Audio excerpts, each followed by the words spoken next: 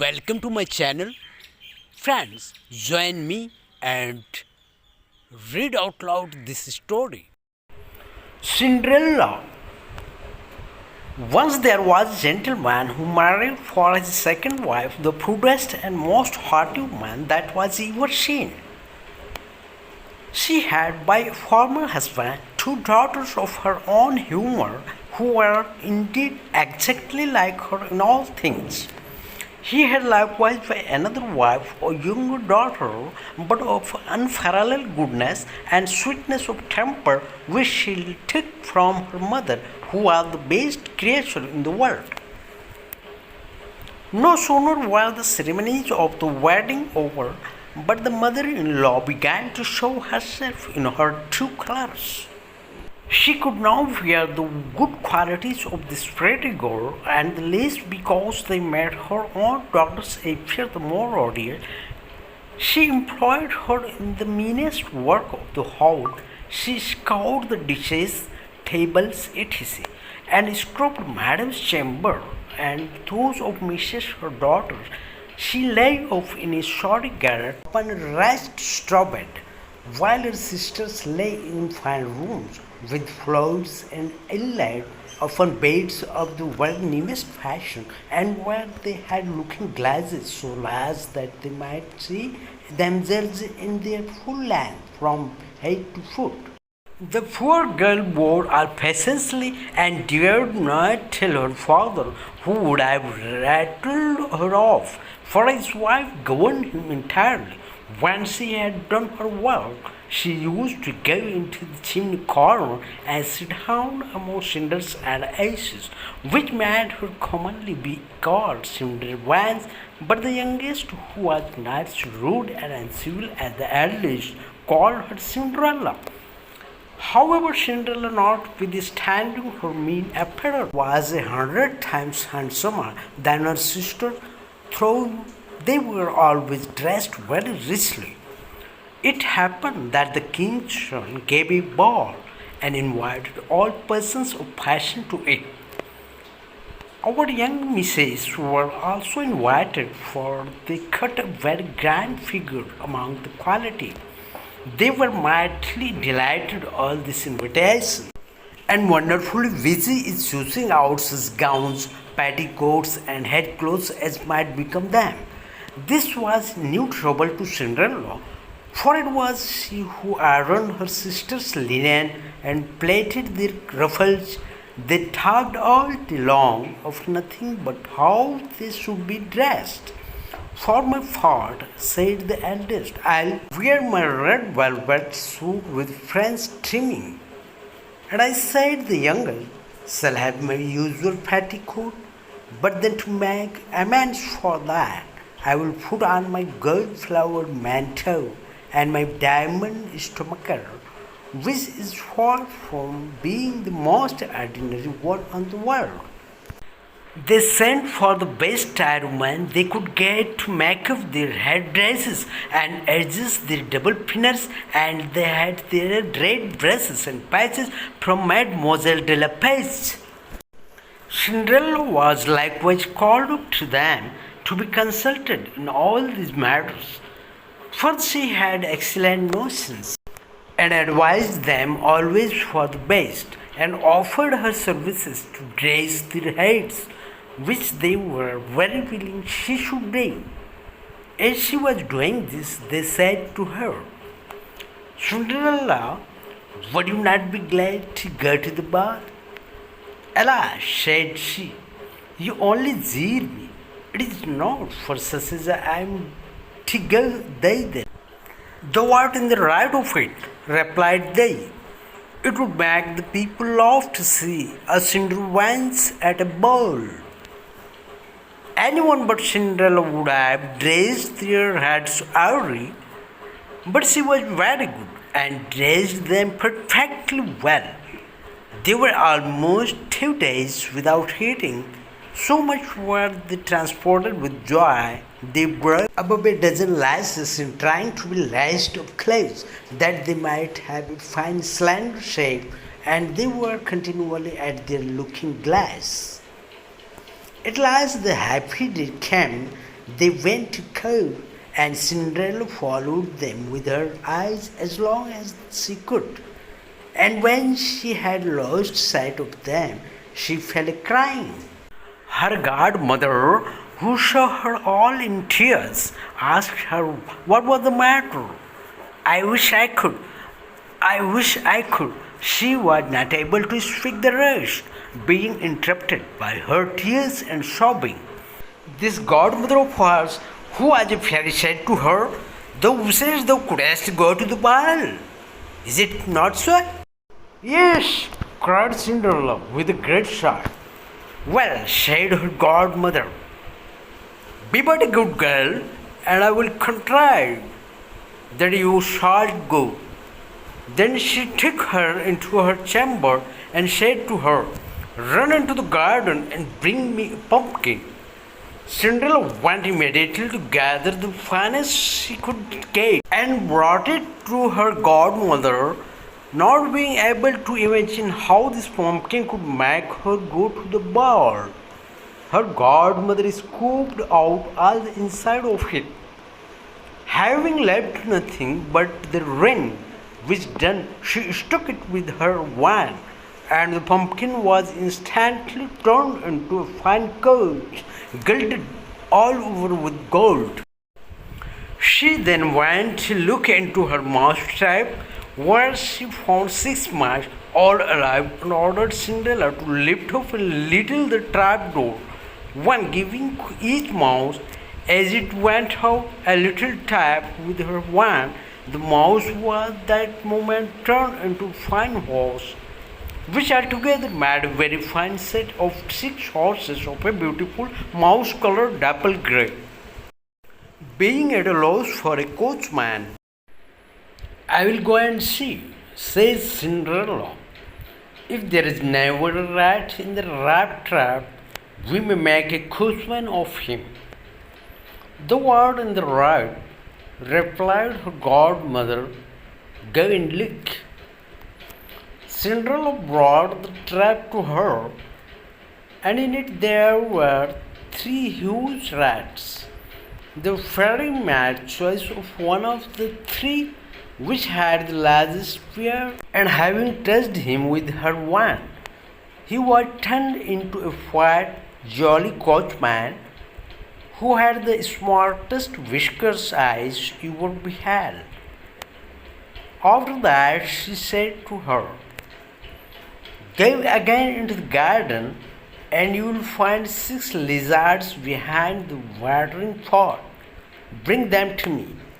She had no sooner done so, but her godmother turned them into 6 footmen who escaped up immediately behind the coach, with their liveries all bedaubed with gold and silver, and clung as close behind each other as if they had done nothing else their whole lives. The fairy then said to Cinderella, well, you see here an equipage fit to go to the ball with. Are you not pleased with it? Oh yes, cried she. But must I go thither as I am, in these nasty rags? Her godmother only just touched her with her wand, and at the same instant her clothes were turned into cloth of gold and silver, all beset with jewels. This done, she gave her a pair of glass slippers, the prettiest in the whole world.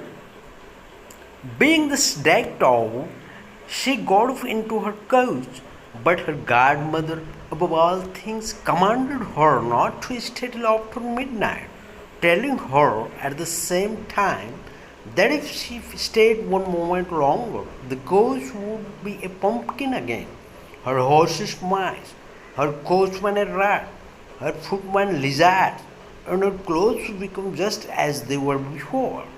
She promised her godmother she would not fail of leaving the ball before midnight, and then away she ran, scarce able to contain herself for joy. The king's son, who was told that a great princess, whom nobody knew, was come, ran out to receive her. He gave her his hand as she alighted out of the coach, and led her into the ball among all the company. There was immediately profound silence. They left off dancing, and the violin ceased to play. So attentive was everyone to contemplate the singular beauties of the unknown newcomer. Nothing was then heard but a confused noise of, "Ha! How handsome she is! Hey! How handsome she is!" The king himself, old as he was, could not help watching her and telling the queen softly that it was a long time since he had seen so beautiful and lovely a creature. All the ladies were busied in considering her clothes and hairdress that they might have some made next day after the same pattern, provided they could make with such fine material and as able hands to make them. The king's son conducted her to the most honorable seat and afterward took her out to dance with him. She danced so very gracefully that they all more and more admired her. A fine collation was served up. One of the young prince ate not a morsel, so intently was busied in gazing on her. She went and sat down by her sisters, showing them 1,000 civilities, giving them part of the oranges and citrons which the prince had presented her with, which very much surprised them, for they did not know her. While Cinderella was thus amusing her sisters, she heard the clock strike 11 and 3/4, whereupon she immediately made a courtesy to the company and hastened away as fast as she could. When she got home, she ran to seek out her godmother, and after having thanked her, she said she could not but heartily wish she might to next day to the ball, because the king's son had desired her. As she was eagerly telling her godmother whatever had passed at the ball, her two sisters knocked at the door, which Cinderella ran and opened. "How long you have stayed?" cried she, gaping, rubbing her eyes, and stretching herself as if she had been just waked out of her sleep. She had not, however, any manner of inclination to sleep since they went from home. "If thou hast been at the ball," said one of her sisters, "thou wouldst not have been tired with it." There came thither the finest princess. The most beautiful Eve was seen with mortal eyes. She showed us 1,000 civilities and gave us oranges and citrons. Cinderella seemed very indifferent in the matter. Indeed, she asked them the name of that princess, but they told her they did not know it, and that the king's son was very uneasy on her account and would give all the world to know who she was. At this, Cinderella, smiling, replied, "She must then be very beautiful indeed. How happy you have been! Could not I see her? A dear miss of clothes which you wear every day." "Ay, to be sure," cried Miss Charlotte. "Lend my clothes to such a dirty cinderwench as thou art, I should be a fool." Cinderella indeed expected well such an answer, and was very glad of the refusal, for she would have been sadly put to it if her sister had lent her what she asked for jestingly. The next day the two sisters were at the ball, and so was Cinderella, but dressed more magnificently than before. The king's son was always by her, and never ceased his compliments and kind speech to her, to whom all this was so far from being tiresome that she quite forgot what her godmother had recommended to her. so that she at last counted the clock striking 12 when she took it to be no more than 11. She then rose up and fled, as nimble as a deer. The prince followed but could not overtake her. She left behind one of her glass slippers, which the prince took up most carefully. She got home, but quite out of breath and in her nasty old clothes, having nothing left her of all the finery but one of the little slippers. Failure to that she dropped. The guards at the palace gate were asked if they had not seen a princess go out, who said they had seen nobody go out but a young girl, very meanly dressed, and who had more the air of a poor country wench than a gentlewoman. When the two sisters returned from the ball, Cinderella asked them if they had been well diverted and if the fine lady had been there. They told her yes, but that she hurried away immediately when it struck 12, and with so much haste that dropped one of her little glass slippers, the prettiest in the world, which the king's son had taken up, that he had done nothing but look at her all the time at the ball, and that most certainly he was very much in love with the beautiful person who wore the glass slipper. What they said was very true, for a few days after the king's son caused to be proclaimed by sound of trumpet that he would marry her, whose foot the slipper would just fit. They whom he employed began to try it upon the princess, then the disease and all the court, but in vain. It was brought to the two sisters, who did all they possibly could to thrust their foot into the slipper, but they could not effect it. Cinderella, who saw all this and knew her slipper, said to them laughing, "Let me see if it will not fit me." Her sister burst out laughing and began to banter her. The gentleman who was sent to try the slipper looked earnestly at Cinderella, and finding her very handsome, said it was but just that she should try, and that he had orders to let everyone make trial. He obliged Cinderella to sit down, and putting the slipper to her foot, he found it went on very easily and fitted her as if it had been made of wax.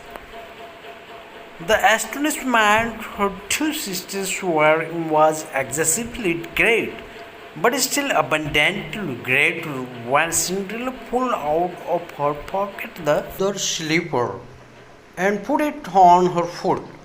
Thereupon in came her godmother, who, having touched with her wand Cinderella's clothes, made them richer and more magnificent than any of those she had before. And now her two sisters found her to be that fine, beautiful lady whom they had seen at the ball. They threw themselves at her feet to beg pardon for all the ill treatment they had made her undergo. Cinderella took them up, and as she embraced them, cried that she forgave them with all her heart and desired them always to love her. She was conducted to the young prince, dressed as she was. He thought her more charming than ever, and a few days after married her. Cinderella, who was no less good than beautiful, gave her two sisters lodging in the palace, and that very same day matched them with two great lords of the court.